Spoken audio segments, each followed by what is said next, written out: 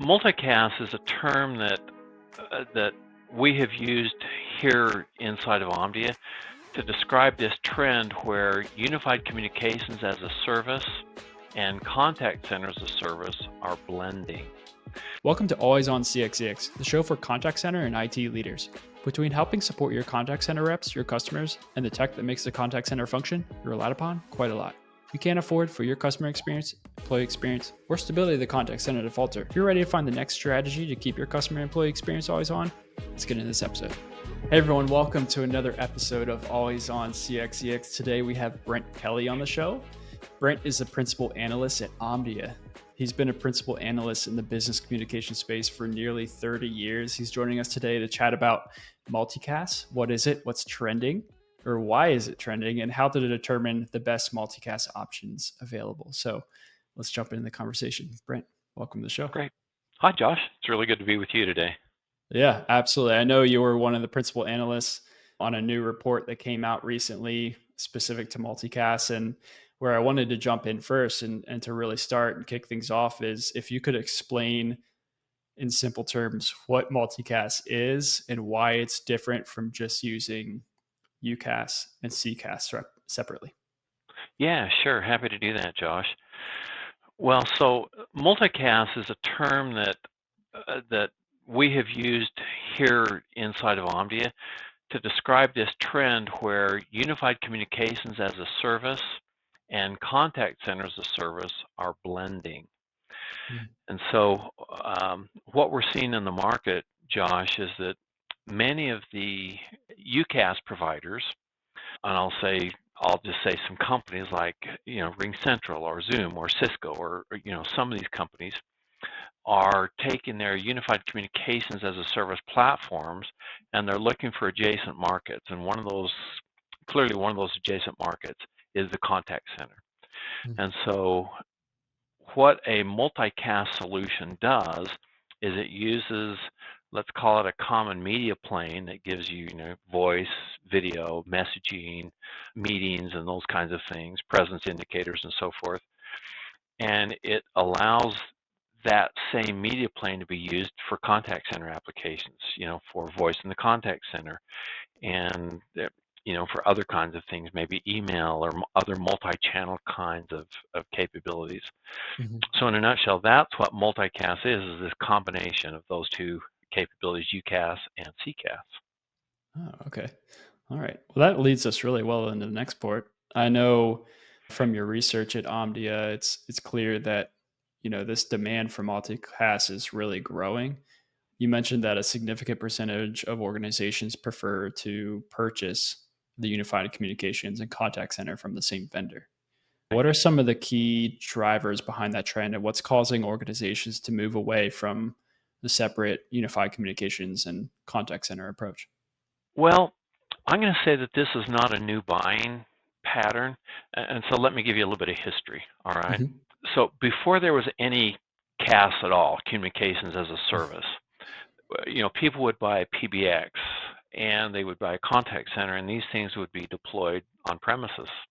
And about 60 to 70% of companies would buy their PBX and their contact center from the same vendor. So that buying pattern has been around for a long time. Well, you fast forward to today, you have a UCaaS platform that many companies are migrating to, and of course Microsoft is the market leader, frankly, for UCaaS. And so you have a UCaaS platform, and then companies are saying, well, gee, with this same UCaaS platform, can I do contact center? Well, the contact center as a service grew up separately from the UCaaS service. And so what is now happening as these two services or these two capabilities are being exposed, I'll say, then people are saying, well, gee, I like the idea of having a single vendor for both my communication stack and my contact center stack, technology stack. And so that's really what they're doing. It's really a continuation of a trend that's been around for a long time, but now it's become possible to do that because there's been this expansion or this capability for these two solution sets to be combined into a single platform. Okay. So that's kind of the history. In fact, we have some data, Josh, that we did a year or so ago. We asked people, we asked people that had a UCaaS platform, say, would you like to buy your contact center from the same company? And over 60% said that they would. So Yeah. there, and that's a pretty sizable survey. It's a really good survey and a good sample size. Yeah, definitely. Can you dive a little bit deeper into some of the other drivers? I know you touched on the history a little bit, but hmm maybe there's some other things that help drive that trend to what it is now. Yeah, sure, absolutely. Well, one of the biggest drivers, I think I mentioned that companies like to, if they can, they like to have one technology stack to, if possible. So it Yeah. kind of gives you one throat to choke, Hmm. and one vendor that, if you have any issues or stuff like that, then you have one place to go. And so what that really does is that gives you a lower IT cost. So if you think about having a separate communications platform from your contact center, well, you have two management interfaces, you have two different user interfaces, and that's going to increase the amount of IT time that's required to set those up, to monitor, to run those, to update, and all those kinds of things. So that Yeah. would be one. Another driver would be this idea of having a consistent user experience. User experience is kind of a big deal in the unified communications as a service space. But what this does is this extends a consistent user experience, not just to, like knowledge workers or field workers who might be using the UCaaS platform, but it extends that to people who are in the contact center. So Mhm. across the organization, you have a consistent way for people to communicate, to reach out, and so forth. And then there's a few other capabilities. For example, licensing costs may be lower when you can buy these two capabilities together. You're going to have some easier integration options in some cases where you have workflows that can kind of go back and forth between the front office and the back office. And so Mhm. those are going to be easier to implement with a MultiCaaS solution. And it just makes it easier, I'll say, for knowledge workers and for, I'll say, contact center agents to interact on the same customer issue if a knowledge worker needs to get involved when a customer calls in or messages into the contact center. So Yeah. those would be some of the biggest drivers, Josh. Yeah, definitely. Oh, I'm going to repeat some of these back to you, Okay. taking notes on them right now. So we're looking at the hmm key drivers. It looks like you mentioned 5 here. We have lower the IT costs. It's just a hmm little bit less to manage from the Yeah. IT side of things. We're looking at a consistent UI, consistent user experience for both knowledge workers as well as the contact center team and contact Right. center agents. The third thing is licensing costs. Oftentimes, if you're able to purchase this all together, Right. maybe it's bundled together in a certain way, it's going to cost a little bit less for the organization. Easier hmm integrations, especially between integrations that are touching the front office as well as the back office. And Right. then just better interactions, easier workflow between knowledge workers as well as agents. Say an agent is on a call, they need to interact with a knowledge worker to bring them in to solve a specific problem that the agent may not have an answer to. When you're all in one system, it seems to make it a little bit easier to have that solution for the customer. Did I cover You that know, pretty and well? yeah, yeah, and on that last point, if you think about interactions that you've had with the contact center, oftentimes Hmm. an agent will say, "Well, I'm going to put you on hold." Okay? And so what are Yeah. they doing during that time? Well, they're looking stuff up or they're reaching out to colleagues or, different things. And so if you've got an ability for them to message, say, somebody from within their agent dashboard, or to quickly call somebody, or maybe even, we could even talk about some AI, that artificial intelligence that might be used across the board, where you have a consistent AI type of capability for both knowledge workers and for agents. Well, then you just have this smoother workflow, and it just makes it easier for everybody involved to reach out, to communicate, and to try to get a first call resolution on the customer's issue. So it's very helpful. Yeah, I love that. That's a very good point. So the next thing I want to dive a little bit into, and we've talked about this here a little bit, is in your report you mentioned that MultiCaaS is not a replacement of UCaaS or CCaaS, but rather an extension and integration of both platforms. For Right. organizations that might be considering a move to multicast, what are some of the critical things they should evaluate when choosing a vendor? What should they be looking for in terms of integration, scalability, security, and like you were just talking about, maybe some AI capabilities? Right, sure. Well, one of the first things that I would look for is, does the contact center capabilities have the needs, have the capabilities that you want, I'll say. So are you getting the functionality that you need? Of course, most of these UCaaS platforms already have that, but and the UCaaS market, let's be frank, it's kind of mature, I'll put it like that. And that's why these companies are going into this contact center adjacency in the first place, is because they need to find other places for more revenue. So that would be the first one, is does the multicast vendor's contact center provide these capabilities? And I'm going to bifurcate this just a little bit, Josh, because what happens is in many companies, you have different kinds of contact center needs, okay? So a company might have an internal contact center, say a help desk, or they may have a smaller contact center for certain kinds of things. And then they may have one of these large, ginormous contact centers that they may need, that's got just every bell and whistle and so forth.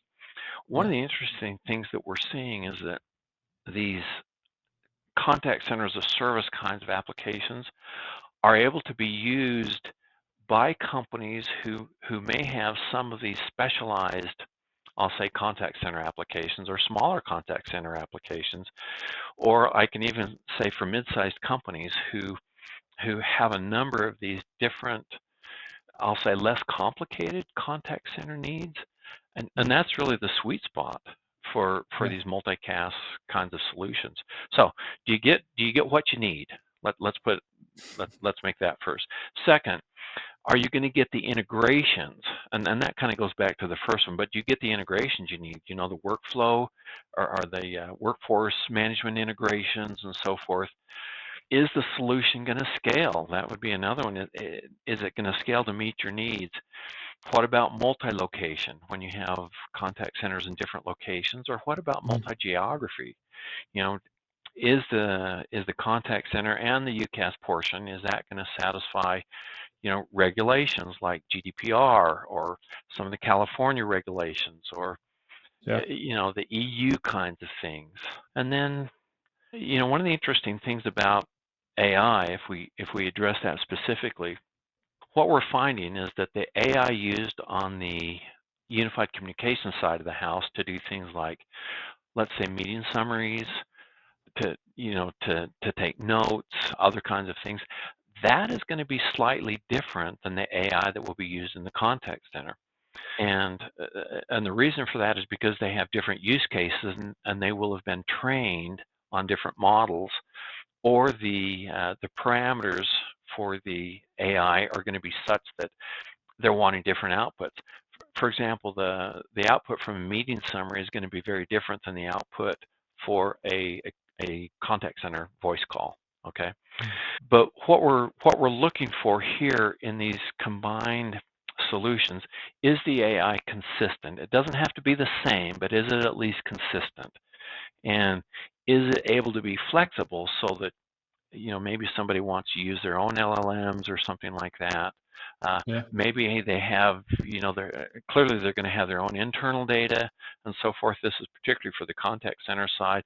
Can you easily bring in your knowledge base into the AI engine so that you can create these intelligent agents and so forth? Those are some of the things that I think people could and should be looking for when they're looking for one of these integrated solutions. I love it. I love it. Again, I'll say, I mean, you're filling us in with a ton of information. This is awesome. I'm taking notes here. So we're looking at things like, is it flexible? Can it flex across departments? Does it have the Mhm. ability to service our main, say, 1-800 number, where most of our external calls are coming in? Is it also able to service our IT help desk, where Mhm. we're interacting more with our internal employees who need help, password resets, more Yeah. simple or security related things inside of the Mhm. company? What integrations are available? Do they need to be custom integrations, or are they kind of plug and play? You click a few buttons Right. and it's ready to integrate across both the UC and contact center. How does it scale? Mhm. Again, I think that plays into scale. Were you talking more about like seasonality type of scale? Well, it can be both. So, Hmm. is it gonna, some companies, yeah, they do have seasonality where they're gonna need to add agents at certain times of the year and then remove agents. Two, is it gonna scale with your growth, Mm. or is it going to scale? I mentioned this idea of having different geographical centers, and is it going to give you the performance that you need if you're a global company and you Yeah. have contact centers in different locations? Does it scale that way? Yeah. So both the idea of having, to be able to go up and down in the number of seats, but does it scale geographically as well? Hmm. The fourth point I had Oh, written down as well, okay. and then the last one was AI. Uh-huh. Is it consistent across use cases? Obviously, there's different use cases, like you said, between whether the UC side of the house, meeting summaries, versus the contact center side of the house, Hmm. of a maybe a call wrap up, or what they're getting based off of the conversation they had with a customer. Can they Right. use internal data? Can they have their own large language model? Can they incorporate their knowledge base into it as well? So definitely a lot to consider when you're evaluating the different multicast options out there. And that's the next thing I wanted to jump into as well. You did a Porter's five forces analysis in this report, which is definitely very helpful. But I wanted to get your take on the current market. How do you see the competitive dynamics evolving across the multicast space, especially with there's so many different vendors offering something like this?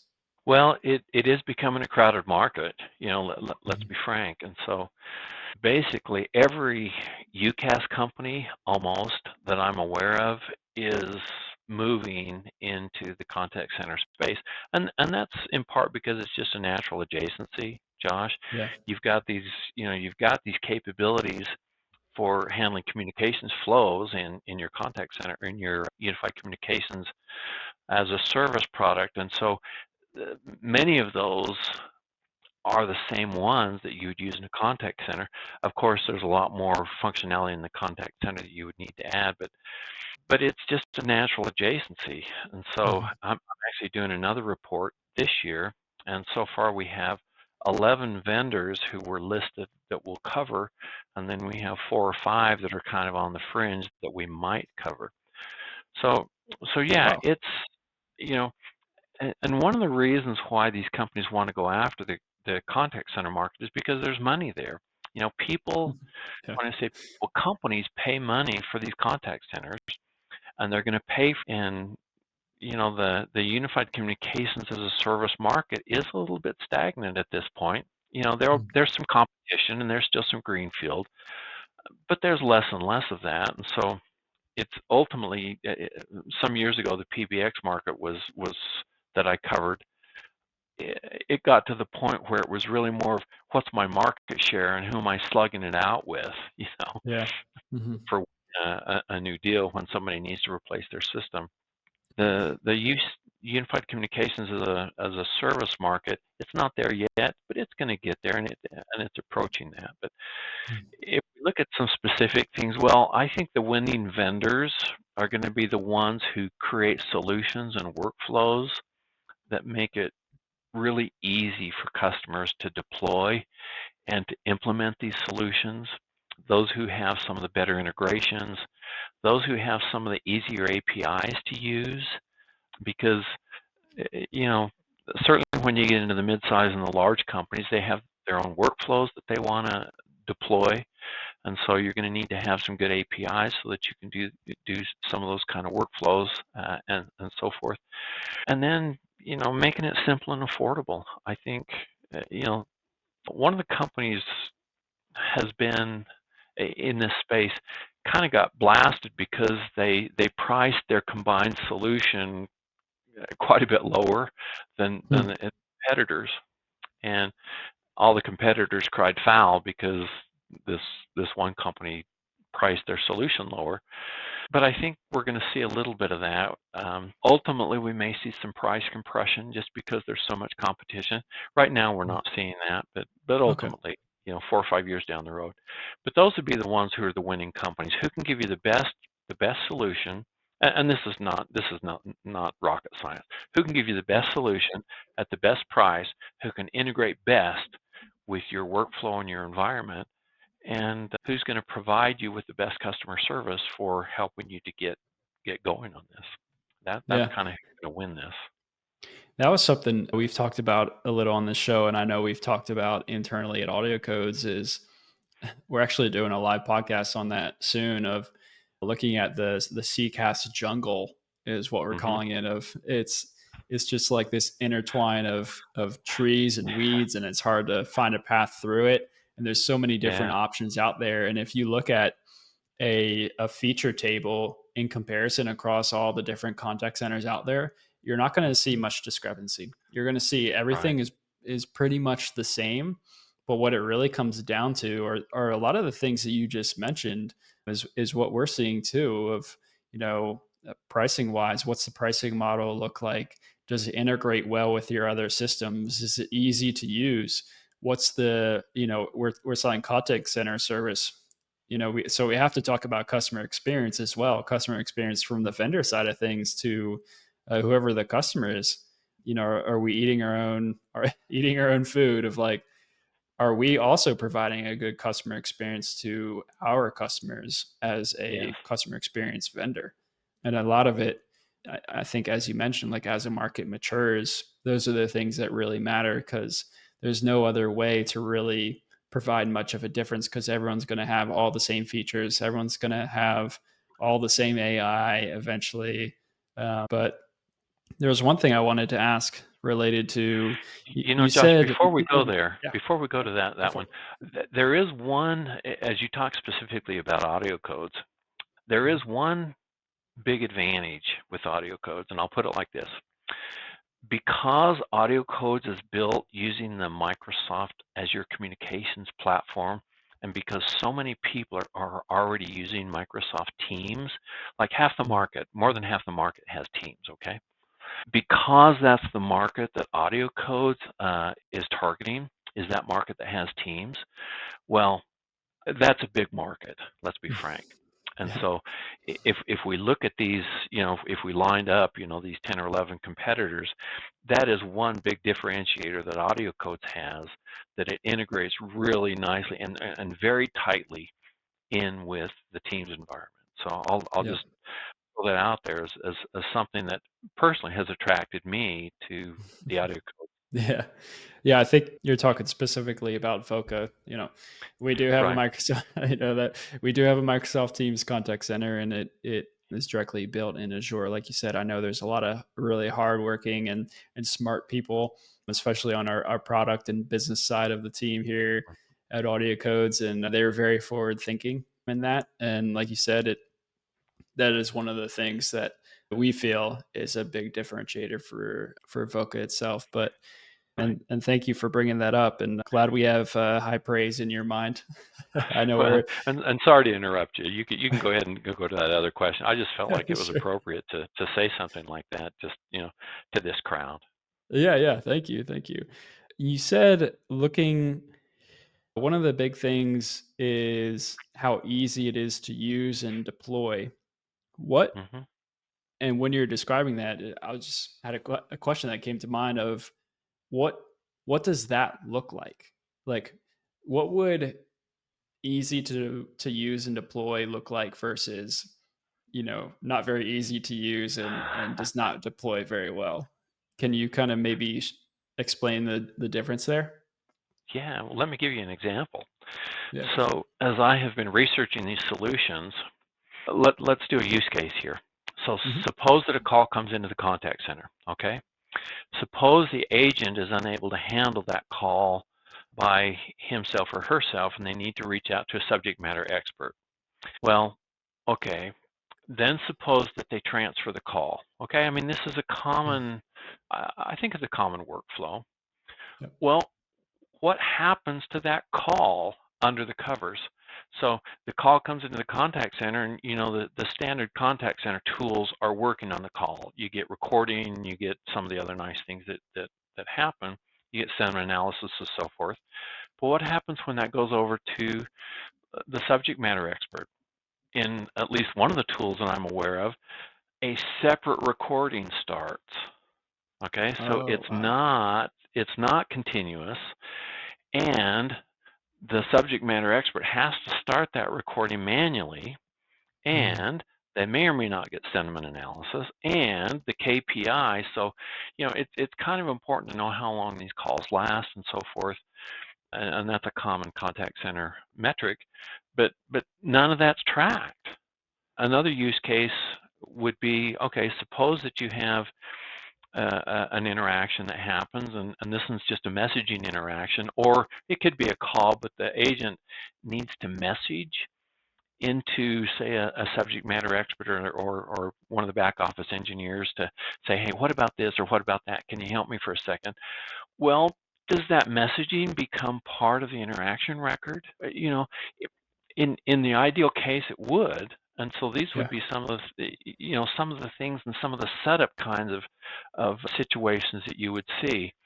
And of course, you'll need to have controls and so forth on those kinds of interactions between the front and back office, and clearly all the things with protecting customer data and all that need to be applied to both sides of this. And so it's this idea of having a holistic approach to these interactions, whether they're contained exclusively in the contact center or whether they apply to those subject matter experts or knowledge workers or so forth, that may not always be in the contact center, but some of these contact center thoughts and capabilities need to apply to them sometimes. How Yep. easy and how well does that work? So that's an example of the kind of things that we're talking about with respect to ease of setup and how do the systems really work under the covers. Yeah. Those are great examples. Great examples. Thank you, Brent. And then the other question I had was, we talked a little bit about price and things like that. Mm-hmm. Does price have a big impact on consideration on when evaluating different solutions? Well, I know that everybody looks at the price tag. Yeah. And I think I'll put it like this. In the small business and maybe the bottom end of the medium-sized business, price is really, really important. Okay. As you go up market a little bit, then they're going to be looking for maybe more functionality, and they're willing to pay more for that. And so the short answer is yes, price is always a factor, but I think it gets to be less of a factor the larger the organization becomes, where they're saying, well, for this price, what do I get? And then Yeah. they're looking to make sure that the money that they pay, they get the value and the service and the capabilities that they need, and they might be willing to pay more for that, depending Mhm. upon what their needs are. Yep. Love it. Love it. So, looking ahead, the report that you were working Mm-hmm. on and published, it indicates that multicast market is expected to grow faster than the individual UCaaS and CCaaS markets. What are Right. some of the key trends and innovations that you predict will shape the future of multicast? Any specific areas or capabilities that you expect to be prominent? Well, I think what's the biggest thing is not a technical thing. It's more of a marketing and a sales motion, and that is companies are the vendor companies of these solutions are going to their own customers and saying, okay, if you're already our UCaaS customer, let's tack on our contact center. So Yeah. that would be for those who have already deployed the solution. When they're going to a competitive solution, when they're working on a new customer, they will come in and they'll pitch that differently. than maybe the company who just has a contact center, or the company who may just be pitching UCaaS. They'll say, look, we have this whole thing that you can put together. And so from that perspective, I would say that it's a marketing and sales motion. With respect to the technology, I think just the technology is going to get better and better. And I'm going to, everybody's talking about AI, and there's a lot of hype around that, but there's some really awesome things that are happening with respect to AI, and this idea of being able to easily, I'll say, make these intelligent agents. I know that some of the companies have these capabilities so that you can now easily ingest and import the documents, and some of them have it so that guardrails, I'll say, are being put on those documents so that they don't give you wrong answers, and they don't hallucinate and some of the other things. Yeah. So clearly that's going to be an important one.